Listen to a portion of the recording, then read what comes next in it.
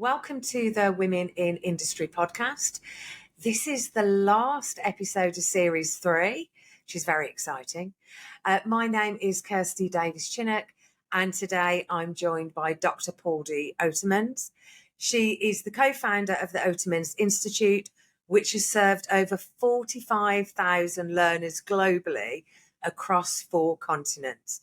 It has developed OIAI, the world's first digital human AI teachers.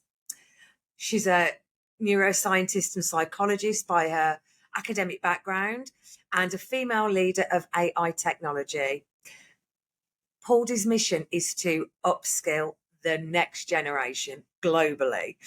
She's been awarded as the Inspirational Woman in the Tech Industry by Hustle Awards, named one of the 22 most influential women in the UK by Startup Magazine UK, and has also been awarded by the UK Prime Minister.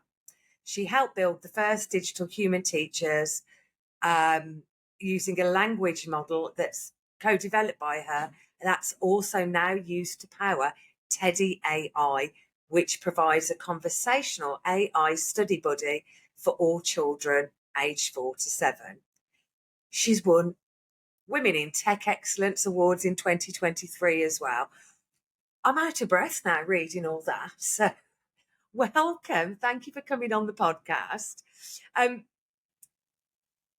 You have an incredible goal. The numbers are huge. You're on a mission to upskill 750 million students with the use of AI teachers. How? Yeah, that's a lovely question to kick off, and thank you for having me on your podcast today.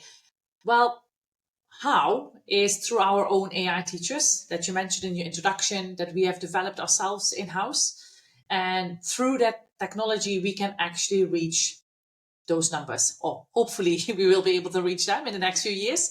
That's what we aim to do, because learners, so we call them learners, students, they can learn anytime, anywhere, any topic, on any device. So there is no more barrier when it comes to learning. So you want to learn about biology because that's what you need to learn in school? Great, the AI teacher can help you. The teacher can even upload the content like the PDF or the PowerPoint slides. You want to learn something different, nothing to do with your education. You can ask the AI to teach that too. You are in a job and you want to, get promoted, or you're not liking that anymore, or you want to become a team leader. So you need to upskill or reskill yourself. Again, the AI can do that too. So it doesn't matter what topic, it's content agnostic. And because it's mobile first on your device, and hopefully soon there's no longer a problem. Anybody has a smartphone, even in very rural, remote places, at least a household has a smartphone. And through that, they can learn even without the internet. So through the combination of all of these technologies together, we hope to achieve the 750 million by 2030.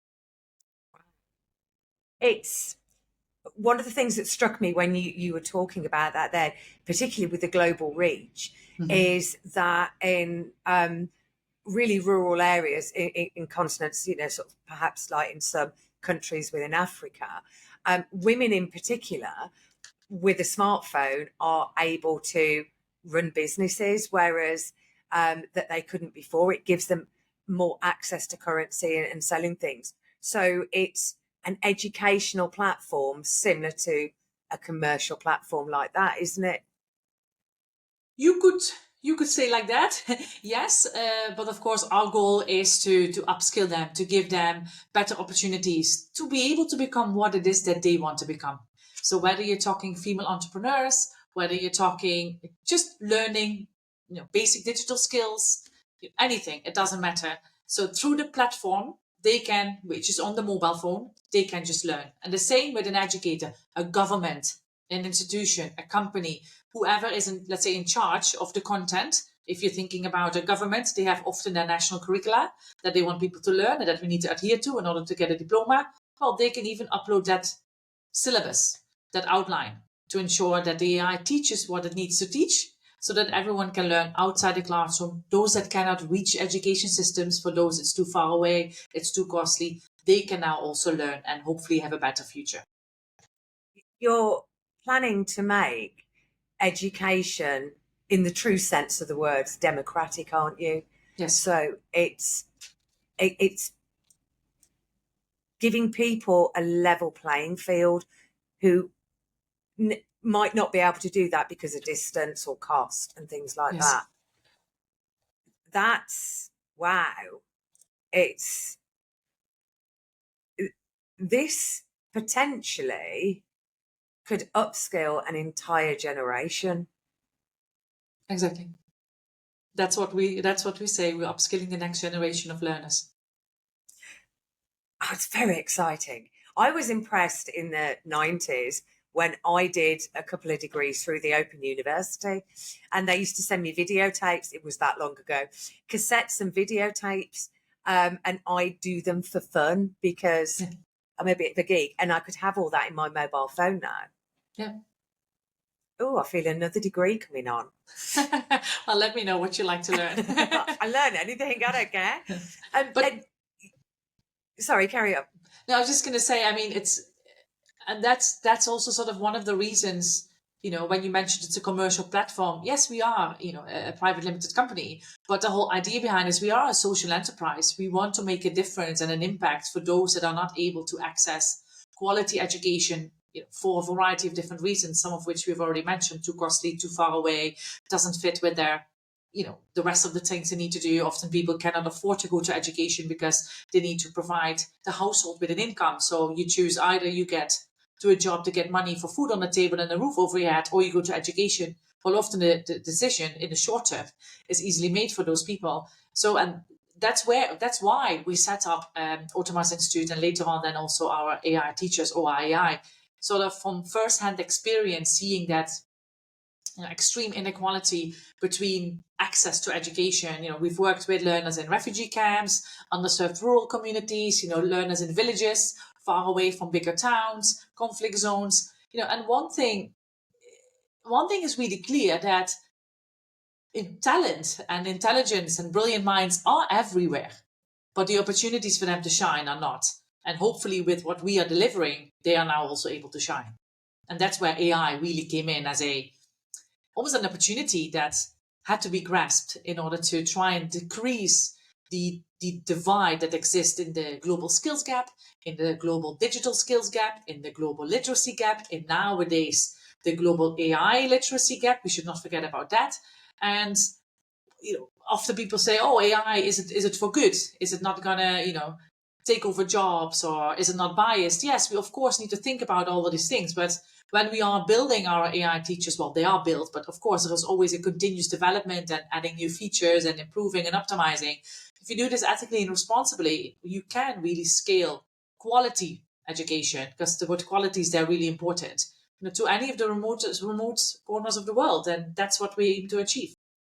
I think one of the misconceptions about AI is that it is an intelligence, whereas it's not. It's giving you information that it has access to, and finding it very quickly. So if you're using something on the internet that has, ChatGPT, for example, that has the whole of the internet to search, it's going to give you what it thinks from what it can find. If it is a built AI system where you have put the information in, it is giving you the information from that specific data, isn't it? Exactly. So it really reduces that hallucination problem. Exactly. And so you founded the Otermans Institute with your co-founder, Dev Iditya. I hope I pronounced his name right. How did the two of you meet, and how did you create the vision for the Institute? We actually met when we were both at the same university, Brunel University of London, in London.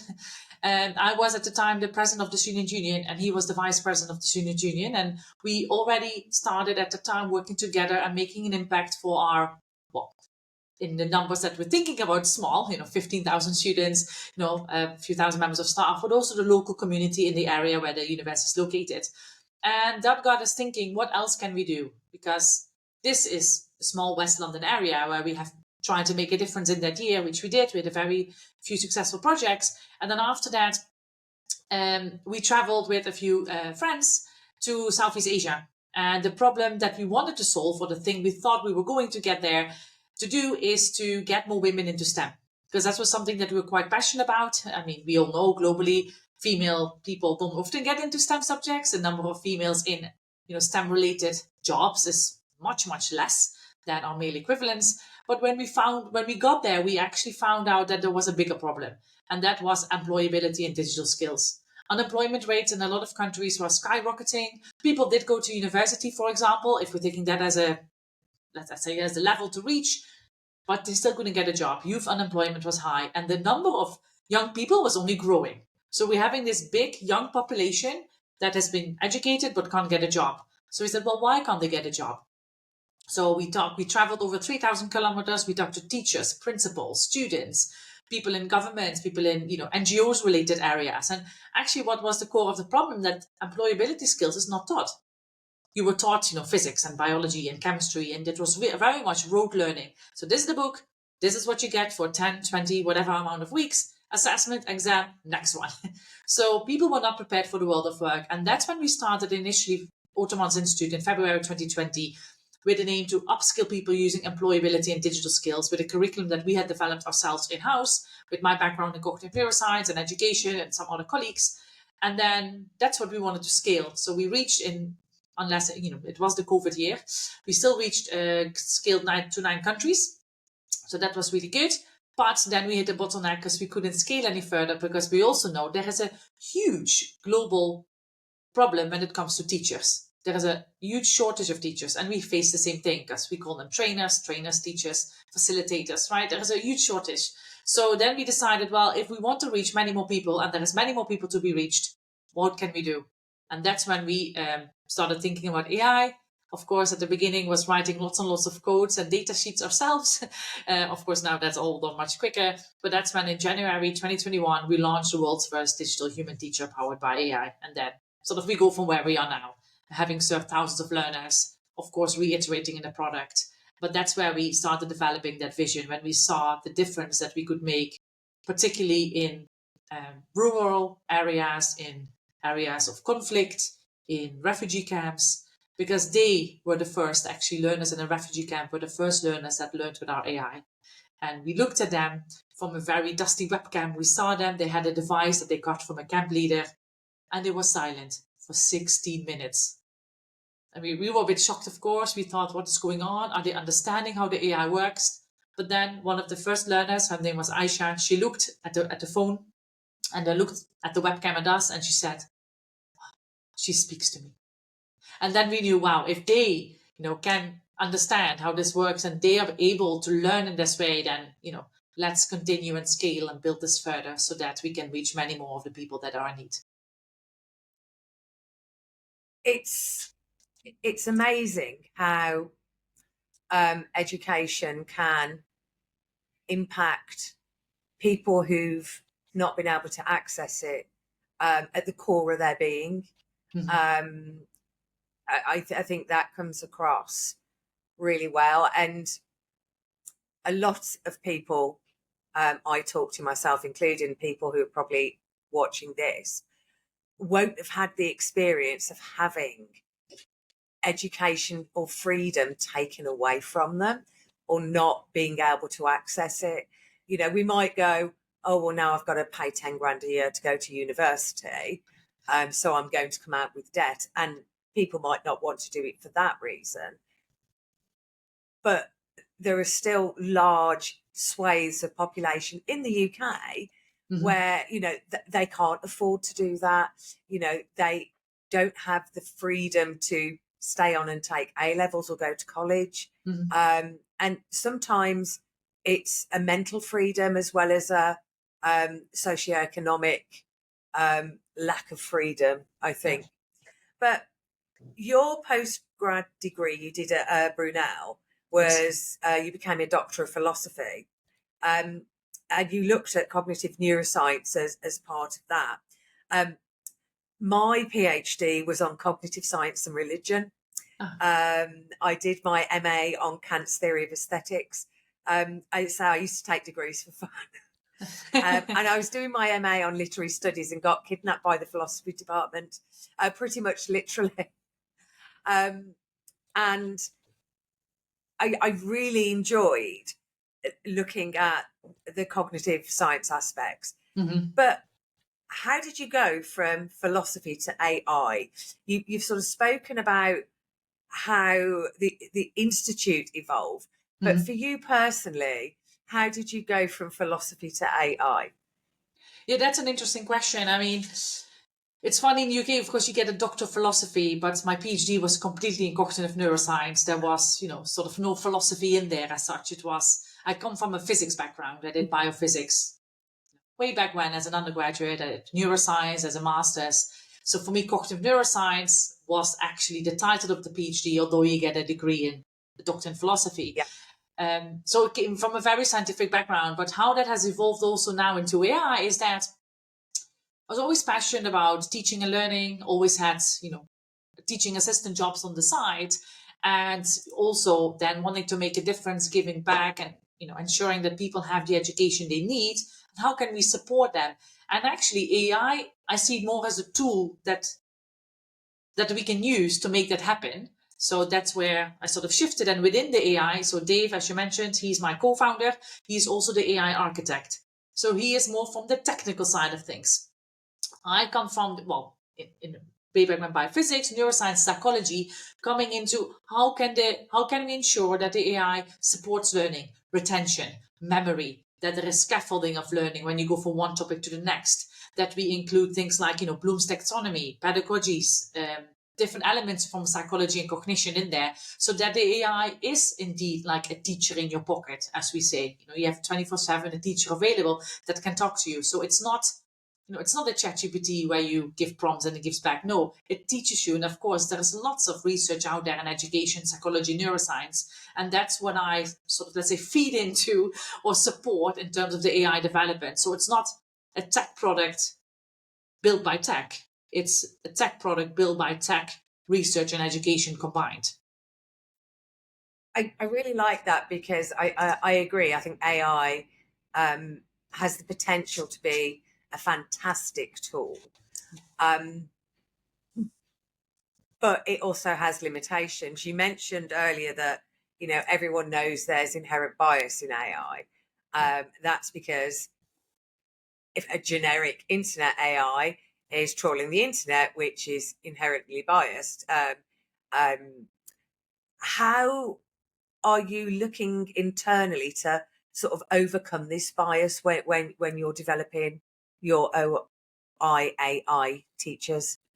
Yeah, that's a good question, and that's one we often get. Of course, it's one of the first questions that one asks when whoever is involved in AI.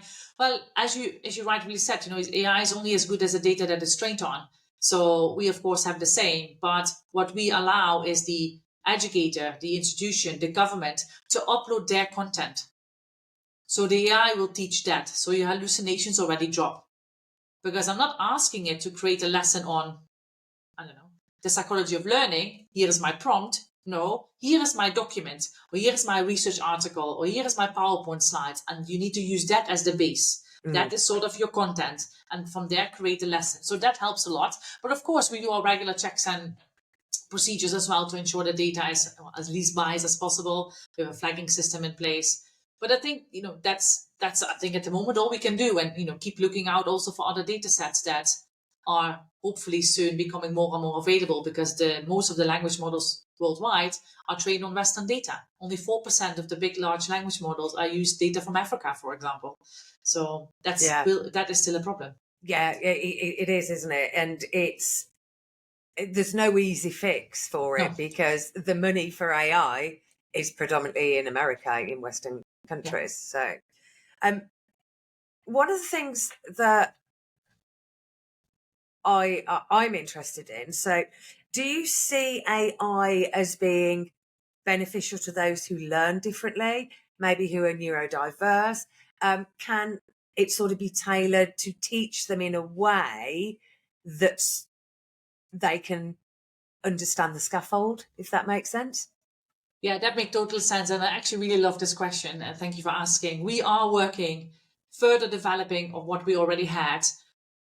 our AI to make it particularly tailored for those with neurodiversities, whether that's dyslexia, ADHD, autism, or others. And we know that often people who have one of the learning difficulties most likely also have another, right? They often exist together. And that's where actually AI just comes in. It's all about personalization. Now, whether that is you're a bit slower, you like visuals, you like audio only, or you have particular requirements because of your neurodiversity. That doesn't matter for us in that way. So we have built and are continuously enhancing the AI to understand your profile and adapt how it's delivering the content to you based on your needs. So I could, for instance, say to the AI, if I know this for myself, well, we as adults often know how we like to learn. Whether or not I have a particular label, I might still say I like the color red and I don't like images. Or I need you to talk slowly and I need subtitles. You often know what it is that you like or not like. Why? You may not know why, but you know that that's how you learn. So you can feed that into the AI and the AI will then adapt based on your needs. And of course, it will also learn over time. The second thing in the way the learner interacts with the AI, so when the lesson has already been created, you can change anything. Font size, font style, background, subtitles, colors, no avatar. Yes, an avatar, different voice, slower, faster. You name it, you can reduce the clutter if that's something that, it's all too distracting for you. So I think the more we further optimize and enhance, the less barriers there will be, and it will become really personalized to whatever needs you may have. So I think, yes, it is definitely very beneficial for those that learn differently. And one of the things that strikes me with that is rather than two human beings, one teaching, one learning, there is always going to be a point, it doesn't matter if you're in business, in school, where the learner, if they're struggling to understand how something's being taught to them, is going to ask the same question for the 50th time, and the teacher is going to snap at them. And that could be in an organisation. It could be, you asked me that yesterday. Come on. And it's what you don't want to do is discourage somebody from asking again. Exactly. But they need the information. And, everybody's, we're all human beings. We're going to do that snap thing. You'll do it if you're a parent or whatever. The AI can't snap at you. It's just going to explain it again and then try and explain it in a different way. Exactly. And that's another, barrier that an AI can overcome. It is that personalized to your needs, even if it needs to explain to you 20 times, but it will explain it 20 times slightly different. Probably a human will do after 4, we run out of options. Yeah. Well, we go back to number 1. So that's another one. It's interactive, right? So you can ask the question also differently as a user. You can keep asking your questions. You can delve deeper. You can clarify your doubts. You can come back tomorrow and ask the same question again, and that's fine. Yes, the AI will remember that you have asked that question, but it will pick up that conversation, it will have learned you. And I think when we talked about barriers before, I think one of the other biggest barrier is, and that mentioned to what you said at the beginning too, one of the biggest barriers to AI as well is accessibility. Now, often getting access, to AI tools is very costly, right? It is subscriptions often are better than the free versions. We all have experienced that if we can afford it. But at the moment, AI is not accessible either because the subscriptions are too expensive, because you need a lot of internet bandwidth, and internet data in a lot of countries, particularly if we're looking at the African context, is not affordable. It costs too much to just have continuous internet on your phone, or the internet is just not there. Like there is low internet connectivity. And what we have seen with our AI, it can now run offline. It's called Edge AI. So yes, you have to have internet to download the application. Your lessons will be put on there. Let's say the 10 topics that your educator said or the 10 that you selected. And then you can start learning without the internet. You can converse, you can ask your questions. So that we have seen, and of course, not only in Africa, even in the UK, that's also a problem. There is also still areas here that have low to no internet connectivity. But we are able to once in a while touch a Wi-Fi hotspot and upload our content, retrieve new content from the AI and say, okay, now I want 4 more lessons. So I believe that the neurodiversity element to personalize to the needs of the learner and being able to run the AI offline will almost reduce all barriers when it comes to learning. That's really exciting, the fact it works offline, because you mentioned, there are places where the internet just isn't there. And then, of course, you've got, things like people can't always afford data. They're in data poverty. Yeah. But that's really exciting. And we're running out of time, because I could talk about this forever, or I could listen to you talk about it. I have no idea, but I could listen to you. You gave a TED talk on how Gen AI gives parents back control. What do you mean by that? I'll try to be brief. And this relates to Teddy AI, the other AI tool system you mentioned in the introduction. So Teddy AI is a conversational AI study buddy for young children between the ages of sort of 3 to 4 and 8 to 9, again, depending on the child's learning journey, where the parent, so now we're not talking educators, governments, but where the parent is now part of the child's development journey from a young age. Because what often happens, kids may go, let's say they can go to school. They go to school, they come back. What do you know as the parent? Well, whatever your kid told you. You have maybe some parent-teacher meetings, but they're not there a lot. And you get some school report cards. You actually you don't know in the early stages of your child's development what it is that they're learning, how are they performing, how are they doing. With Teddy or with AI in general, give parents back that control. You can see your kid is learning with Teddy. It's an app downloadable from the Google Play Store. The kid can talk to Teddy, of course, within the boundaries of what children at that age should talk about. And Teddy, they can learn with Teddy. It's mapped already to the Key Stage 1 and 2 curriculum of the United Kingdom. They can also play games in a meaningful way and learn something. But as the parent, you now get a report from Teddy. But Teddy may say, your child, Jack, today has learned these 4 new words. Or they mentioned X, Y, Z. And you can get these reports so you actually understand on a daily or a weekly basis, however frequently you want, what your child is learning. And you could even say to the AI, well, actually, we're going on a holiday soon to Italy. Can you teach Jack a bit about Italy so he's a bit more prepared for when we get there? So then Teddy can also teach your child. So you, as a parent, you're in control in 2 ways. One, you can actually understand where your child is in their learning journey through the reports that, in this case, Teddy gives to you. And the other hand, you can ask Teddy to teach what it is that your child wants, what you want your child to learn, whether that is your family values, traditions that are part of your family, or simple things as cleaning up your room. that kids often don't want to do, right? But they are confined in something. So Teddy will become their study buddy. And as a parent, you're now part of their journey, and you're no longer a passive bystander. You're actively part of their journey with them. One of the things that struck me when you were explaining that, so my son is 30 next birthday, so this was a very long time ago. I think I went to his infant school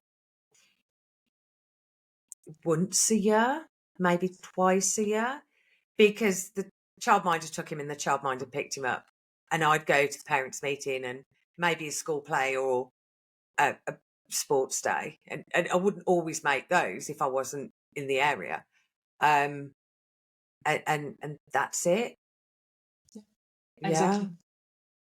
I had no idea what he was learning at that young age. Obviously, when he was older and at prep and you have homework diaries and things like that, it's a bit easier. But as a 5-year-old, when they're absorbing how to learn, yes, that's actually really quite important. But also, things that are important to you as the parent, as your family, the traditions that you have in your household, for example, sort of your rules that you go by, the things that you value the most. Those are really important too. And that is not always taught in school. The society's norms and values are discussed, but not what you value as a parent in your upbringing of your child. And you may not be able to teach your child yourself. You may not have time. You may not know how to do that. There can be a variety of barriers as well as why you as a parent may not understand so much what's going on. And again, AI can help you be closer in that way to your child's development and educational journey. And you can actually be part of that.